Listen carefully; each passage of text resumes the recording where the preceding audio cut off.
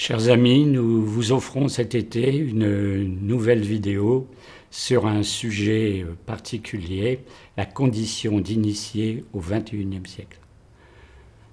Voici que nous sommes réunis, la Troisième Rose, Assem et moi-même, Michel, pour vous expliquer ce que c'est qu'un initié avec un I majuscule. Pour commencer, les deux initiés vont se présenter en quelques mots. La Troisième Rose. Bonjour Michel. Eh bien oui, donc mon nom d'initié est la Troisième Rose. C'est le nom que j'ai reçu à 13 ans. Donc je porte aujourd'hui dans toutes mes actions d'initié. Je tiens à vous remercier Michel d'être venu nous rejoindre. Et je remercie aussi Assem de s'être joint à cette conférence. J'ai tenu à ce que Assem nous rejoigne parce qu'il va apporter un regard, un message légèrement différent de celui que je vais apporter et qui va enrichir notre échange, nos questions-réponses. Et donc c'est une vraie chance d'avoir Assem à nos côtés aujourd'hui. Je précise une chose, c'est un entretien qui va être assez long. C'est un entretien que nous avons préparé à l'avance, rédigé à l'avance. Donc oui, nous avons des notes. C'est parce que nous souhaitons que cet entretien soit le plus complet possible et qu'à la fin de la vidéo, on n'ait rien oublié. Merci. Assem. Bonjour à tous. Donc, je vais me faire appeler Assem durant cette interview, juste pour pouvoir conserver l'anonymat de manière plus simple. Alors, je vous remercie déjà de m'avoir accueilli, de me faire participer à cette interview, à cet échange, finalement que je pense intéressant, enrichissant et assez différent de ce qu'on peut trouver habituellement. Donc, pour me présenter rapidement, je suis quelqu'un qui s'intéresse et pratique, on va dire, une mystique et une ésotérique et toute une démarche traditionnelle depuis assez longtemps.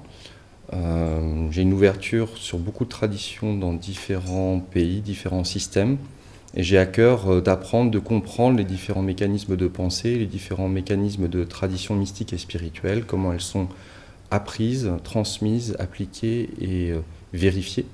J'essaie de me les approprier à ma moindre mesure et de les conserver pour qu'elles puissent perdurer dans le temps, parce que malheureusement, elles sont en train de disparaître progressivement. Merci.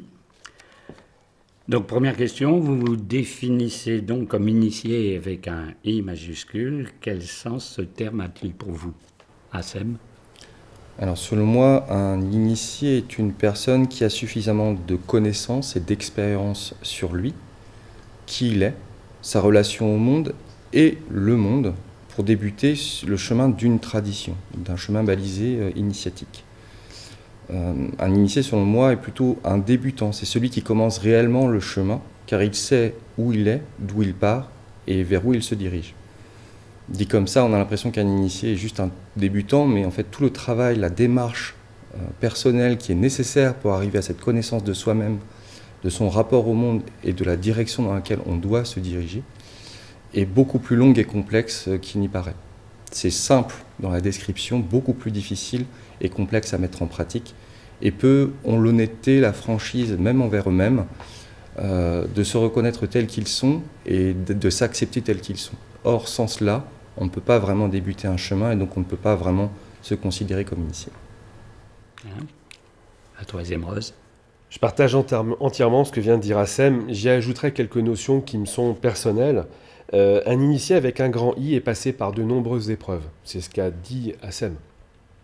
Physique, morale, initiatique, de réelles épreuves qui ont jalonné et validé son parcours, son engagement, avec un apprentissage et un désapprentissage, parce qu'il faut apprendre à vider sa coupe avant que d'être prêt à l'emplir à nouveau.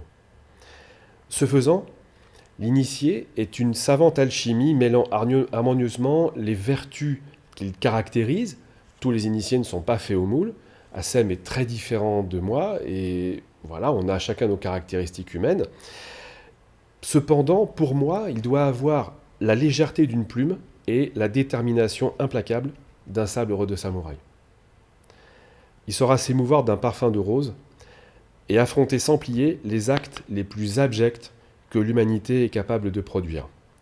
Il saura s'ouvrir au monde, parcourir l'univers une nuit, et réparer une chasse d'eau défectueuse le lendemain, sans sourciller, ou changer une bouteille de gaz qui est épuisée.